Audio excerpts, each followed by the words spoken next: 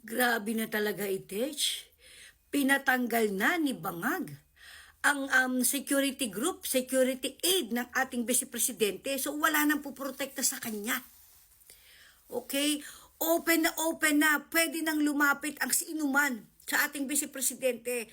Lalo na ang mga NPA terorista na alam naman nating kalaban ng mga Duterte. Talagang nanganganib ang buhay ng ating Vice Presidente, ng ating mahal na si Inday. Oh my gulay.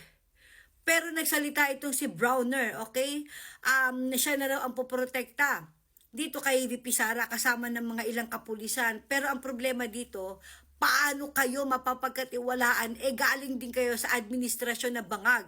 Remember, yung pinadalang security aid ni Bangag para kay VP Sara, siya din ang gumurgor kay VP. Ang problema lang kasi si VP kahit ginurgor, buhay pa. Yan ang Duterte, matindi. Hindi nyo basta-basta magugurgur yan. Again, let us pray for our Vice President. Tinanggalan na siya ng security group, security aid. Wala na yung seguridad niya. Nanganganib ang buhay ng ating Vice President. Ang operation Chugi kay Sara is ongoing. Pero huwag kayong mag-alala, okay? Dahil sinabi naman ni Sara na kung siya ay machuchugi, sisiguraduhin niya na susunod ang mag-asawang adik at ang pinsan nitong magnanakaw sa kanya. Alam mo, in fairness, mabait pa rin si Sara, ha? Dahil pwede naman niya ipachugi si Bibe mag-isa.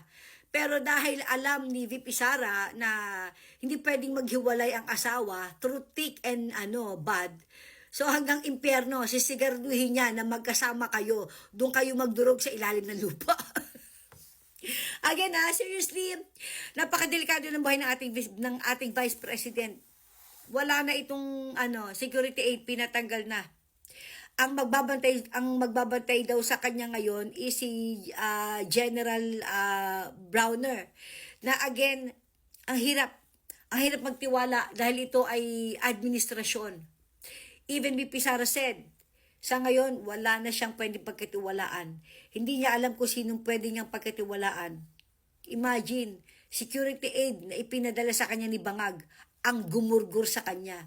Swerte lang ni Sara, kasi kahit ginurgur, buhay pa. Anyway, let us pray for the safetyness of our Vice President and of course, ang pamilya Duterte. Oh my God. Pagdasal na lang natin sila. Let us support Duterte family.